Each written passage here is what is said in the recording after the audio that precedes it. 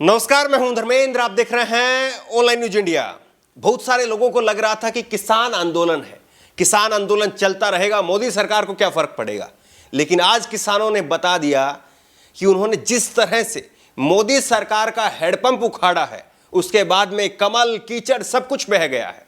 पंजाब के अंदर नगर निकाय के चुनाव हुए थे और ये नगर निकाय के चुनाव जो है 14 फरवरी को नगर निकाय के चुनाव हुए और इन चुनावों के आज नतीजे आए हैं।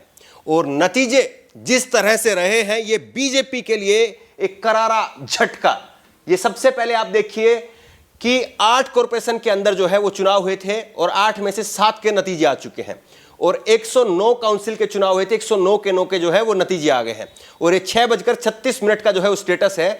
इसमें आप देखिए 8 में से 6 कॉर्पोरेशन पर जो है वो कांग्रेस की एक तरफा जीत हुई है। शिरोमणि अकाली दल जो है वो 0, आम आदमी पार्टी 0, भारतीय जनता पार्टी सबसे करारा झटका। जो ये 0-0 के 2 निशान नजर आ रहे हैं, ये हम 2 और हमारे 2 को आज नींद नहीं आने वाली है। एक मोदी और एक अमित शाह, दोनों नेताओं को आज बीजेपी के कद्दावर नेता हैं और लगातार वो दावा करते हैं कि सबसे बड़ी पार्टी है, 50 साल तक राज करेंगे, ये अमित शाह जी का बयान है। लेकिन ये 0-0 नजर आ रहा है और ये 0 उसके बाद में हंग कॉर्पोरेशन रहा है, उसमें 1 पर जो है वो अभी हंग की स्थिति जो है त्रिशंकु वहां पर जो है वो स्थिति बनी हुई है। लेकिन अब यहां पर आप नजर डालिए, यहां पर जो है 109 काउंसिल की जो है वो रिजल्ट आपके सामने है। 83 में जो है वो कांग्रेस जीत रही है और 5 सीट पर जो है शिरोमणि अकाली दल है, आम आदमी पार्टी वो भी 0 है और उसके बाद में 109 काउंसिल में से भारतीय जनता पार्टी 0। ये 2-0 और 2 की सरकार और पूरी तरह से सुपड़ा साफ। 21 पर जो है वो अन्य है और हंग असेंबली है। लेकिन सबसे बड़ी बात यह है कि इस चुनाव में बीजेपी ने अपने उम्मीदवार नहीं उतारे थे। बीजेपी इतनी बड़ी राष्ट्रीय पार्टी होने के बावजूद बीजेपी ने सबसे कम उम्मीदवार उतारे थे, लेकिन उसके बावजूद जो है बीजेपी की यह हालत हुई है। बीजेपी के ज्यादातर उम्मीदवार जो है वो आजाद उम्मीदवार के रूप में उतरे थे, लेकिन उनको भी जो है वो लोगों ने पटखनी देने का काम किया है, क्योंकि लोगों ने पहले से ही हिसाब किताब लगा लिया था कि किसको जो है वो वोट देना है और किसको नहीं देना है, कौन बीजेपी में पीछे के दरवाजे से घुसेगा और कौन नहीं घुसेगा। लेकिन अब आपको दिखाते हैं कि 0-0 की स्थिति कहां रही है। 0-0 की स्थिति आप देखिए। सबसे पहले यहां से शुरुआत करते हैं अभोर से। अभोर म्युनिसिपल कॉर्पोरेशन से आप शुरुआत करिए। 50 वार्ड है और 50 में से 49 सीटों पर जो है वो कांग्रेस की जीत हुई है। 50 में से 49 पूरी तरह से सुपड़ा साफ। 1 सीट पर जो है वो शिरोमणि अकाली दल है, आम आदमी पार्टी 0 है, बीजेपी 0, 50 में से 0 और अदर अन्य जो है वो भी 0। उसके बाद में मोगा को म्युनिसिपल कॉर्पोरेशन, उसमें 50 में से 20 पर कांग्रेस पार्टी है। शिरोमणि अकाली दल का अच्छा प्रदर्शन यहां पर कहा जा सकता है, 15 सीटें उनको रही है। आम आदमी पार्टी 4 है, बीजेपी 1 है और अन्य यहां पर भी 10 हैं। और उसके बाद में अगली जो है वो बाटला म्युनिसिपल कॉर्पोरेशन में आप देखिए 50 में से 36 कांग्रेस है और 6 पर शिरोमणि अकाली दल, आम आदमी पार्टी 3, बीजेपी का यहां पर खाता खुला है लेकिन महज 4 सीटें, 1 पर अन्य है।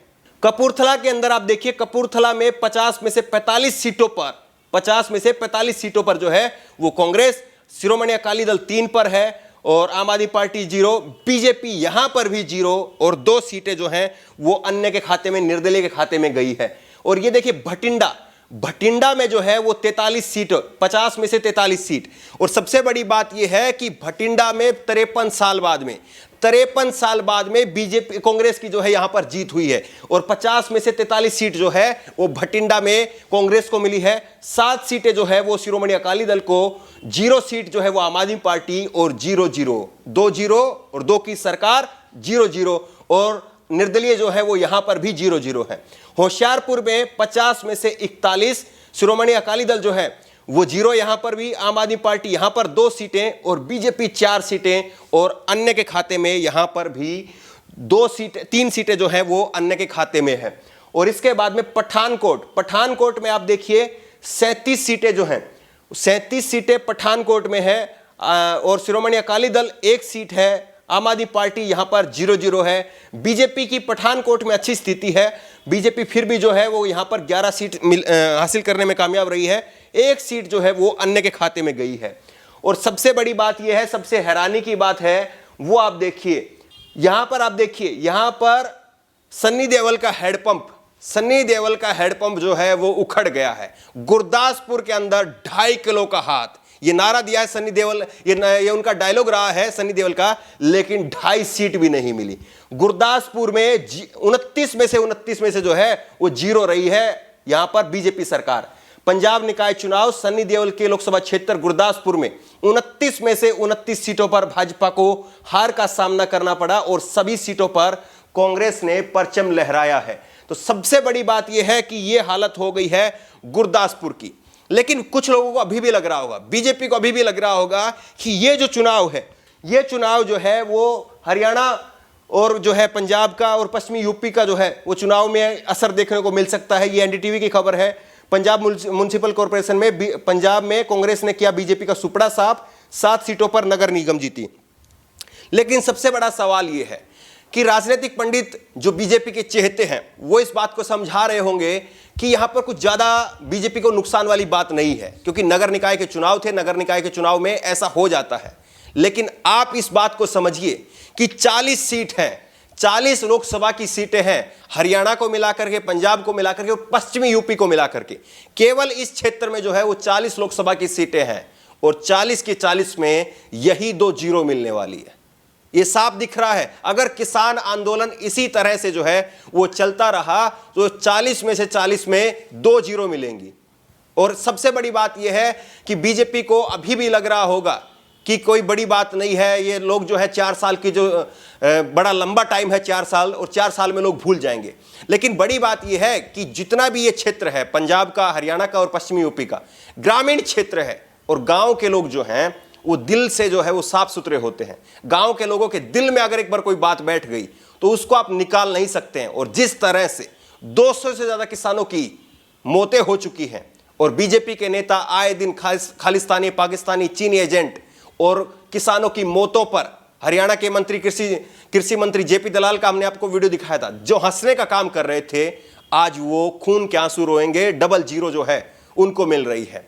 साफ दिखा रहा है कि पूरी तरह से सुपड़ा साफ हो रहा है बीजेपी का। और वाकई आज प्रधानमंत्री नरेंद्र मोदी और माननीय अमित शाह जी के लिए, क्योंकि उन्होंने कहा था कि 50 साल तक राज करेंगे, चुनावी मशीन है, चाणक्य है, सब कुछ धराशायी हो गया और सब कुछ जो है वो पानी की तरह बह गया। और ये नतीजे दिखा रहे हैं कि बीजेपी की कितनी करारी हार हुई है। इन पंजाब के चुनाव के नतीजों को लेकर के आपकी राय क्या है? जिस तरह से 0-0 जो है वो बीजेपी का प्रदर्शन रहा है, इसको लेकर के आपकी राय क्या है? नीचे कमेंट बॉक्स में अपनी राय जरूर दें। और इसी तरह की तमाम खबरों के लिए ऑनलाइन न्यूज़ इंडिया को सब्सक्राइब करें, साथ में जो बेल आइकन है घंटी उसको जरूर दबाएं, ताकि जैसे कोई वीडियो अपलोड करें उसकी नोटिफिकेशन आपको तुरंत मिल सके। धन्यवाद। इस खबर को अभी लाइक करें, शेयर करें, अभी चैनल को सब्सक्राइब करें और घंटी जरूर दबाएं।